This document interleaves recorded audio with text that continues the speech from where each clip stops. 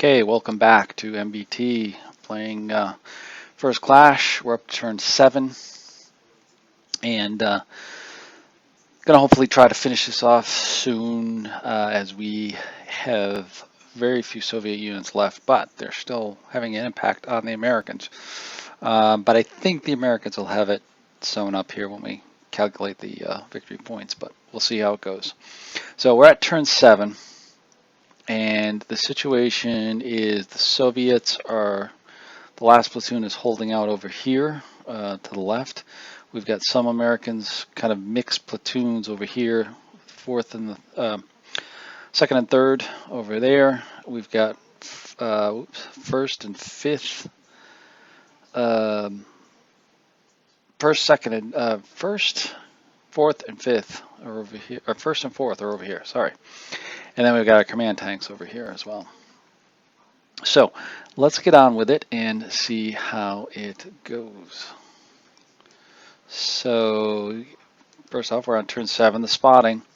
Nothing new here. Everybody's spotted. There's no real changes in spots. Everybody's close enough to see each other with this. So we'll go right to the command phase.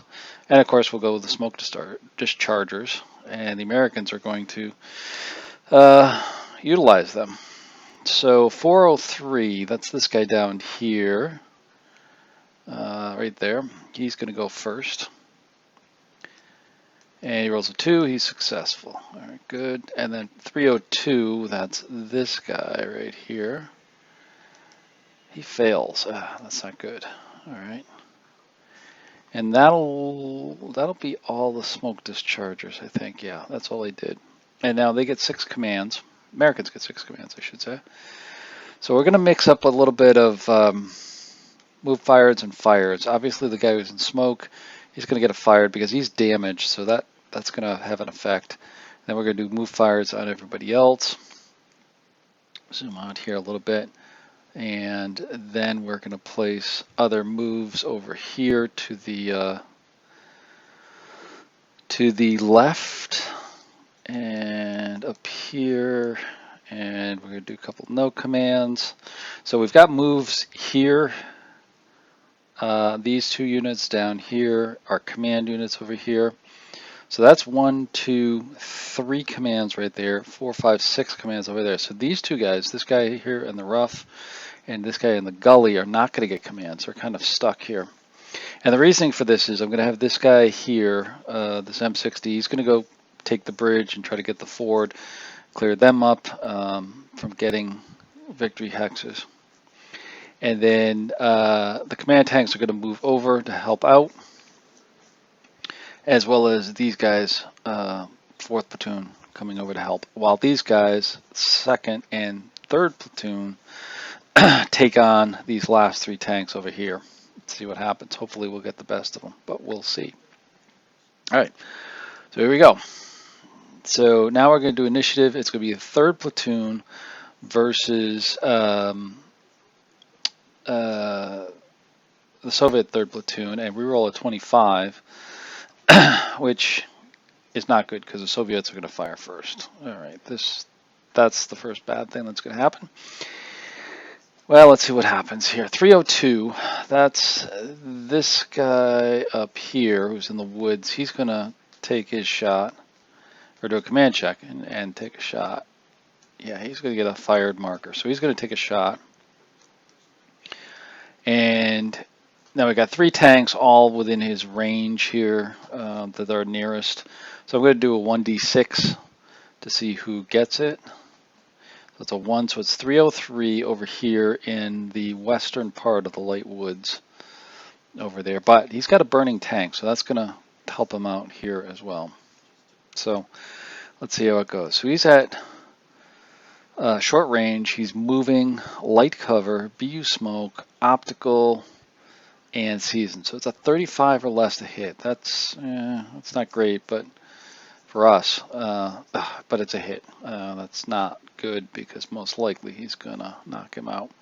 So it's a front location roll. It rolls an 8. So it's a 97 versus a 48. There's no variable penetration. It's a hit. Brewed him up. That's it. He's done.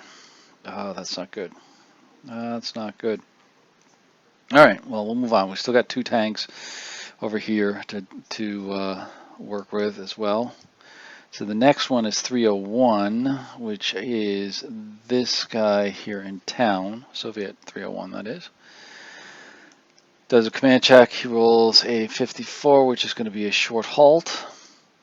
So he is going to fire at the closest. The nearest is this guy right here, which means it's going to be point blank range. Light cover, short halt, 3, smoke, optical, season, so he needs a 9 or less to hit. Rolls a 71, so that's a miss. All right, good. We lucked out of that one. All right, and then the last one for that platoon is 304 down in the corner of the town, right over here. He's going to take a shot, or he's going to get command. He's going to be a short halt. And he's going to take a shot again, same 403. Short range, light cover, short halt, smoke, optical, needs a 7 or less. Ooh, wow, he rolls a 2. That's not good. We're probably going to lose another tank. So the location hit is front. So his roll is a 6. It's a front hull. So it's 97 versus 48. There's no variable penetration. Here we go. Oh, he rolls a 1. He rolls a 1. You know what that is? That's no damage right there. No damage. But we do need to roll for a bailout. Oh, that tank is awful lucky. So 10 or less for a bailout. 18. Ooh, that's pretty close, but they stay in it. Oh, that was really, really close. All right, so the Americans fire back now. So 403 is going to take the shot. It's going to return the favor at 304 over here. Short range, light cover, stereothermal to cancel out the smoke. Moving, seasoned. He's also damaged too, so it should have knocked down even further. I think to about a 35 or less. He rolls a 60 anyway, so it's no big deal. And I think I forgot about the damage. Yeah, there we go. I put a note in there. All right, but he missed anyways, so no harm, no foul. Next one we're going to go with is 302 up here, taking a shot at the guy who fired at 303 up there. His range, it's going to be short range, medium cover, short halt 2. He's got the laser sight because there's no smoke, and he's seasoned, so it's 49 or less. Rolls a 15. That is a hit. It's going to be front side, and he rolls a 4, which is a turret hit. And given the configuration of the turret, that's going to be turret front. So it's going to be 96 to 90, so there is a variable penetration roll. Rolls a 1. Ooh, not good. And then rolls a 10. Ooh, that's good. So basically that cancels each other out, and the final penetration is 96 to 90. So it penetrates, damage is a brew up. All right, we got him. Whew. So we went 1. We each exchanged 1 over there so far. Oh, that's the last one to shoot. Huh. So no more. All right, Americans move first. So now we're going to get to the movement. And scroll it down here so you can see it. So we're going to go with this tank up here to take the bridge and the ford first. So he can go up there. He's got to turn, go across, and turn, and that's as far as he can go. And next we're going to go with these tanks down here. And he's going to just head down the road. They're all using off-road because they are off-road. And go from there. So the last one we've got is our command tanks, and they're going to go up here and up there, and that's it. All right, so now it's the Soviets. 301 here in the town. It was damaged. He rolls a 38. He's going to hold his position. That's the best possible he can. Try to knock out American tanks. And the other one will do the same thing. We'll go to the adjustment phase. Nothing really to adjust for turrets and counters, so that's it. So that's all we got. Let's see, we take off everything there, and that's the end of turn 7. So we exchanged a couple tank knockouts. We're moving up reserves, and then one of the things I noticed over here is I made one mistake here when I moved this, and I'm not going to move it back. And let me show you what that is. Right here, my command tanks, its range to our furthest tank is 13. That means it's gone past its command span. This is an interesting rule I highly suggest people use because this helps keep control, a little bit more control. Command span rule 743. If that's in effect, all CHQs have a command range of 10, basically 1 kilometer, which means that's how far they can communicate. So this guy's out here is effectively out of command. Now it doesn't affect that individual unit, but it affects the whole command structure, the whole company command structure. And it means that our commands that we can assign next turn, out of them all, only half of them can be moves. So I think we are only going to have 5 commands, if I count this right, and we'll check this on the next one, which means I'm only going to be able to place 2 move commands on there. So it really limits you in terms of the movement you can do. I've only got to have 2, and one of them is probably going to be this guy because I got to get him back in command, or this guy to move him backwards to keep him in command. Not quite sure yet, but we'll see on the next turn. So a little bit of an accident there for me, but a little bit of a learning here at the end of the scenario, and we'll go on to turn 8 and see how that works. It's getting pretty dire here for the Soviets. We're down to 2 tanks versus 2 tanks over here. We've got reinforcements moving up, so maybe 1 or 2 more turns. We'll see. But let's move on to turn 8 and see what happens. Okay, we're back with turn 8 now. So we left turn 7 where we put ourselves in a little bit of predicament, as I just mentioned. We've got our company out of command span. So consequently, we're not going to be able to use our full movement command on here, and that'll become apparent as we place our movement here. But we've only got 2 tanks left, and we've got a little bit of face-off here. We've got 1 damaged U.S. tank, turret damage here, and 1 good order tank facing off against a damaged hull T-72 and a good order T-72. So let's get going, see how it works, or see how it turns out. So turn 8, spotting phase, nothing to do here. Everybody's spotted who needs to be spotted. Our other American units obviously is behind cover, but I'm not going to change the spot for that. Okay, command phase. So this is where I was saying that they're out of command because of the distance, 13, and that means that we're going to get 5 commands, but only 2 of them can be a move or short halt. They can be fires or no commands or overwatch, but we won't be able to move. But first, smoke dischargers. So we're going to do our tanks. T-60 403, that's this guy down here in the corner. He is going to try. He's successful. Very good. Second one's 302 up here. He's going to try to lay down smoke on himself. He fails. Oh, that's not good. Hopefully, we're going to get initiative. So let's do our command placements. We're going to do fires. We're doing a fire over here. We're doing a move over here. Those were 2 pretty easy ones that I knew I was going to choose. Then I place a fire over here. I could have done a move fire, but that would kill all my moves. I really want to get a move on with these 2 guys down here to get them over. So I'm going to make him a fire. Plus, that gives him a little bit of an edge.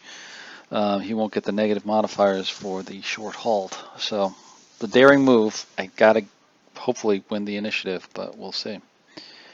And then we do our final move, as I just said, down here with those guys. All right.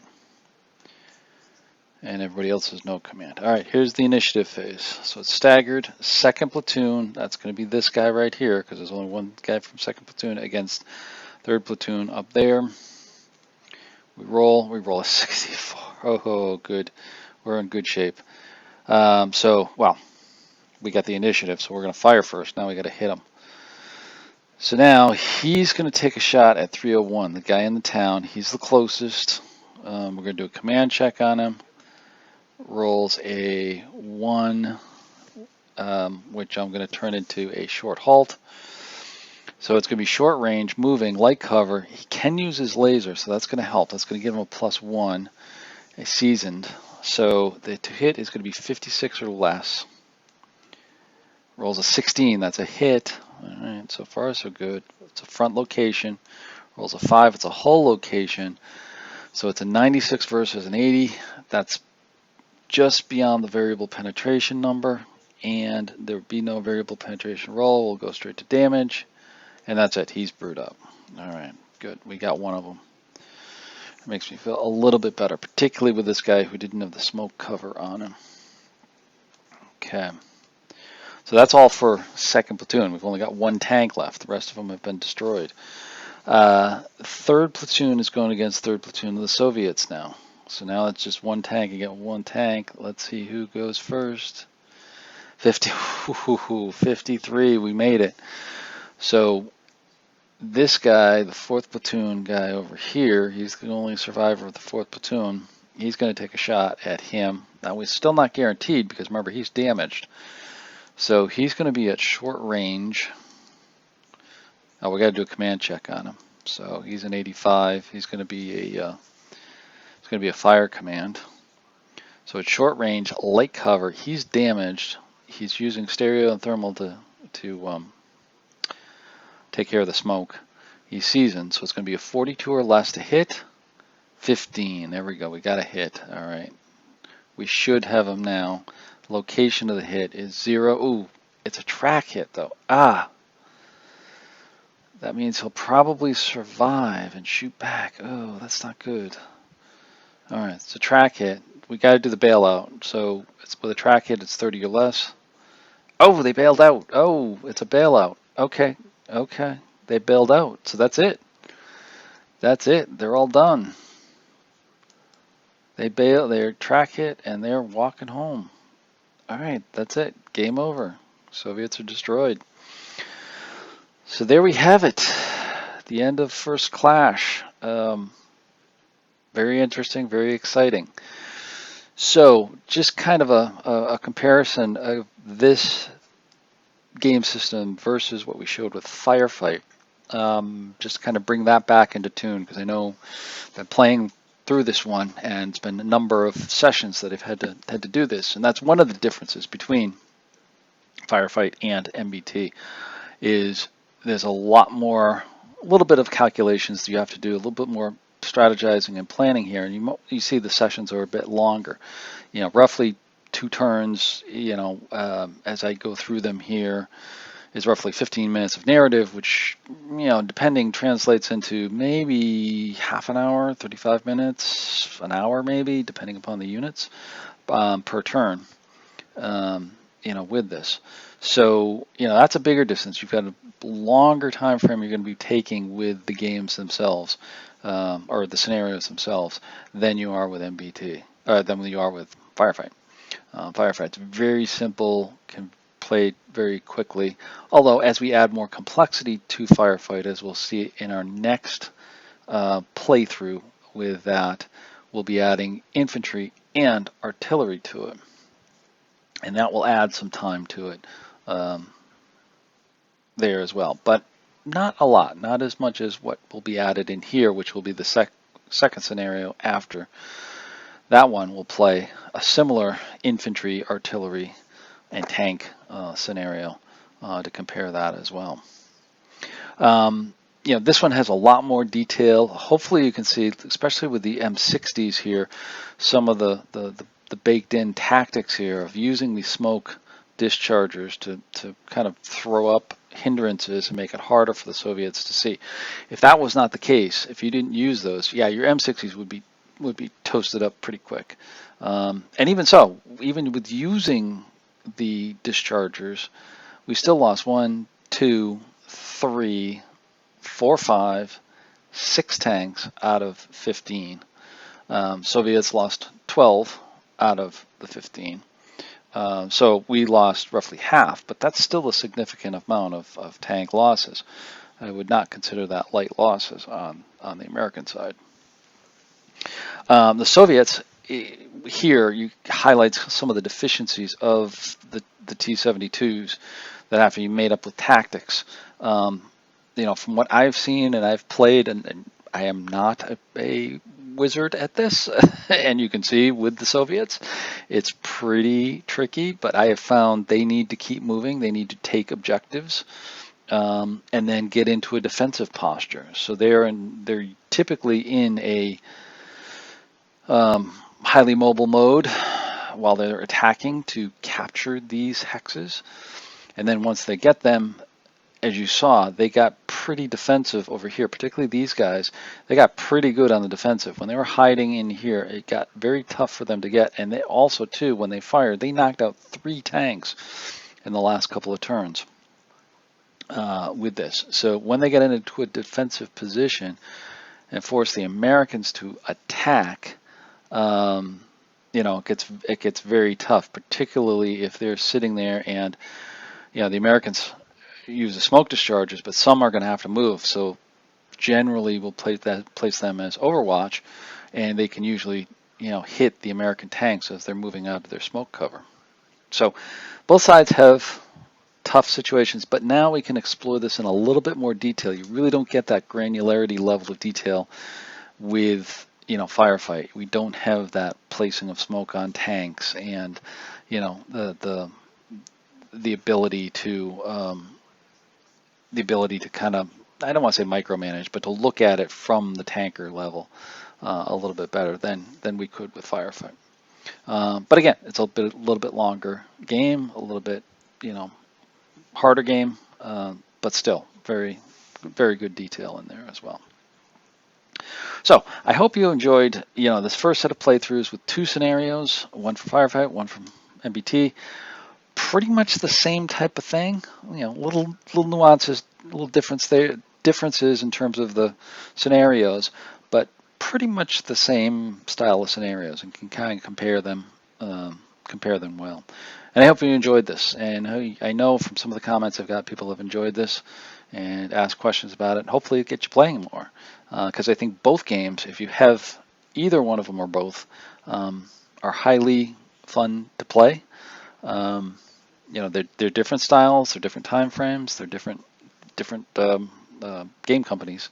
But both are exciting and lots of fun to play. And if you take the time to, you know, study the rules and study the tactics and you know, play it out into its entirety, I think you'll find it quite exciting, quite fun, and a real good learning curve, real good learning tool for Cold War tactics that never, thank goodness, came to light.